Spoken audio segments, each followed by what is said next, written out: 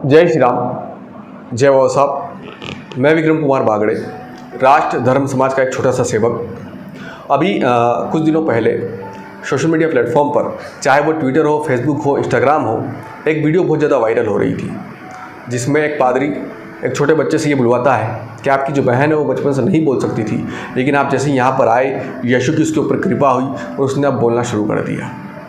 कुछ देर के बाद एक लड़की आती है जो उस बच्चे की बहन होती है और वो एक दो वर्ड बोलती है।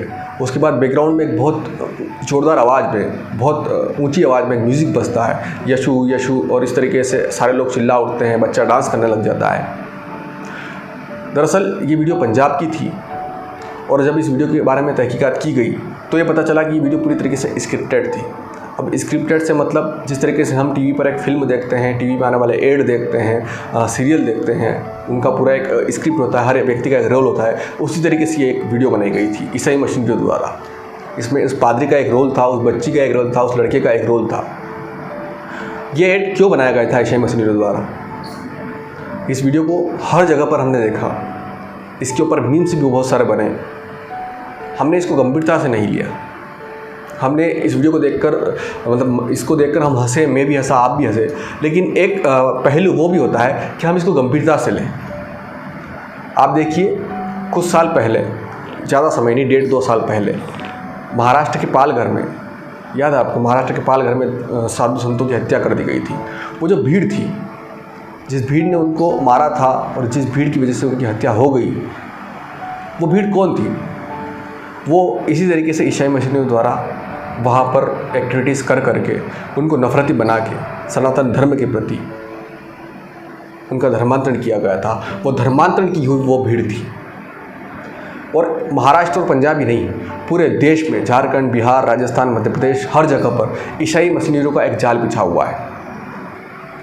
तो जो ईसाई मशीनरियाँ हैं, बेसिकली उनका हर जगह पर यही होता है कि वो एक तो एजुकेशन और हेल्थ, इन दो चीज़ों के ऊपर बहुत ज़्यादा फोकस करते हैं। और एक गरीब व्यक्ति को, एक ज़रूरतमंद व्यक्ति को यही दो चीज़ें चाहिए, और यही दो चीज़ें ये ईसाई मशीनरियों के लोग वहाँ पर उनको प्रोवाइड करवाते हैं। कुछ चीज़ें देते हैं, कुछ उनको, उनके बच्चों का है, गरीब बच्चों का अपने स्कूल में एडमिशन करवा देते हैं, उनके बच्चों का अपने हॉस्पिटल में इलाज करवा देते हैं, जिससे कि इनको, गरीब समाज के लोगों को, आदिवासियों को ये लगता है कि ये हमारे सबसे बड़े हितैषी हैं और वो उनकी बातों में आ भी जाते हैं। अब अगर आपका कोई इलाज करवाएगा, आपकी कोई जान बचाएगा, आपको कोई अच्छी जगह आपके बच्चों को पढ़ने के लिए देगा, तो बेसिकली आप उनकी बात को मानेंगे।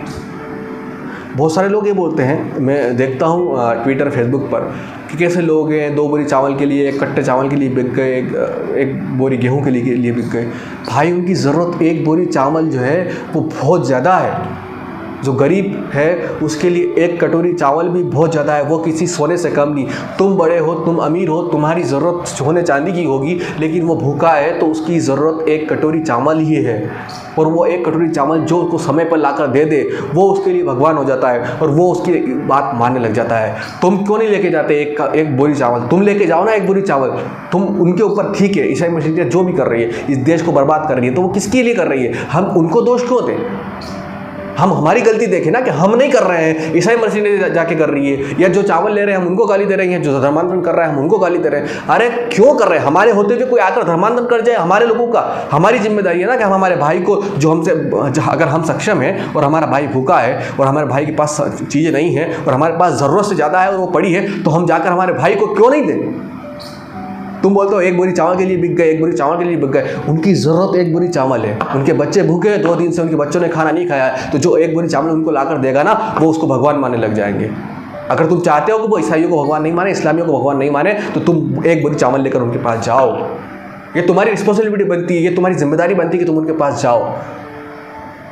मैं देखता हूँ इस देश में बहुत सारे संगठन इस देश में काम कर रहे हैं, जो हिंदुवाद के नाम पर, जो खुद को बताते हैं कि हम सबसे बड़े हिंदू संगठनवादी हैं, हमारे लोग सबसे ज़्यादा काम करते हैं, लेकिन वो सिर्फ राजनीतिक पार्टियों से जुड़े हुए हैं। उनका स्वार्थ इतना ही है कि वो संगठनों से जुड़े, झंडा तोड़े और कुछ समय के बाद फिर वापस राजनीति करने में उतर जाए। इसलिए संगठनों से मत जुड़िए, स्वतंत्र रहकर जितना कर सकते हैं उतना करिए। अगर आप काम करेंगे, आलोचनाएं भी होगी, मेरी भी होती है। मैं जिस तरीके से सनातनी बाल सभा लगाता हूँ, गांव-गांव जाता हूँ, बस्ती-बस्ती जाता हूँ। आज मैं 2500 पुस्तकें बांट चुका हूँ, लेकिन 2500 बच्चों को पढ़ा नहीं रहा हूँ। क्यों नहीं पढ़ा रहा हूँ? क्योंकि मेरे पास इतना धन नहीं है, मेरे पास इतनी रिस्पॉन्सिबिलिटी लेने की क्षमता नहीं है।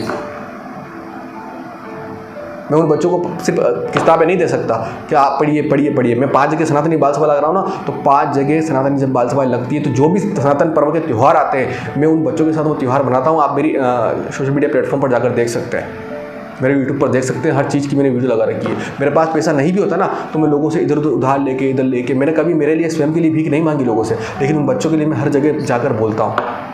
आत्मसम्मान को मार कर लोगों से बात करता हूँ। जब मैं आरक्षण छोड़ सकता हूँ, मेरे को आरक्षण के मैंने एक भी फायदा नहीं लिए, मेरे लिए मैंने कुछ भी नहीं लिया, लेकिन उन बच्चों के लिए मैं जाके भीख मांगता हूँ और बोलता हूँ कि उन बच्चों के लिए करिए। क्यों? क्योंकि अगर मेरे बच्चे आज अगर मैंने उनको इतना सक्षम बना दिया, आज अगर मैंने उनके अंदर इतने संस्कार डाल दिए, तो कोई उनका धर्मांतरण नहीं कर सकता, चाहे 1 बोरी चावल हो या 1 कुंटल चावल हो या 10 बोरी चावल हो। उन बच्चों का धर्मांतर नहीं हो सकता। और वो सिर्फ बच्चे ही नहीं, उन बच्चों के पूरे परिवार भी मेरे पास बैठते हैं। जब त्यौहार होते हैं, जब बातचीत होती है, तो हम पूरी एक बाल सभाएँ लगाते हैं, जब सारे लोग बैठते हैं, उसमें सनातन पर्व के बारे में बातचीत की जाती है, रामायण के बारे में बातचीत की जाती है, हमारे पूर्वजों के बारे में बातचीत की जाती है, हमारे जो सनातन संस्कृति उसके बारे में बात की जाती है। तो ये चीज़ें करिए ना। ईसाई मछलियों का एक पूरा उनके पास एक सिस्टम है, उनके पास एक मार्केटिंग पूरा सिस्टम बना हुआ है। आज इसी वजह से वो पूरे देश के अंदर फैल चुके हैं और अब मांग कर रहे हैं कि हमें भारत से अलग राज्य चाहिए, हमें भारत से एक अलग जगह चाहिए ईसाइयों के लिए।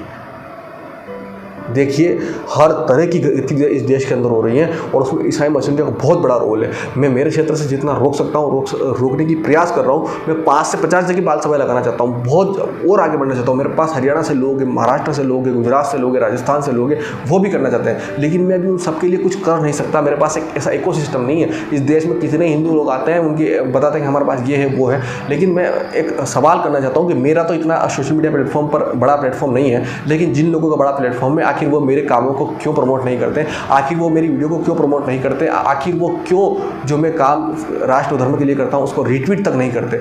ये सवाल मेरा सबसे बड़ा है।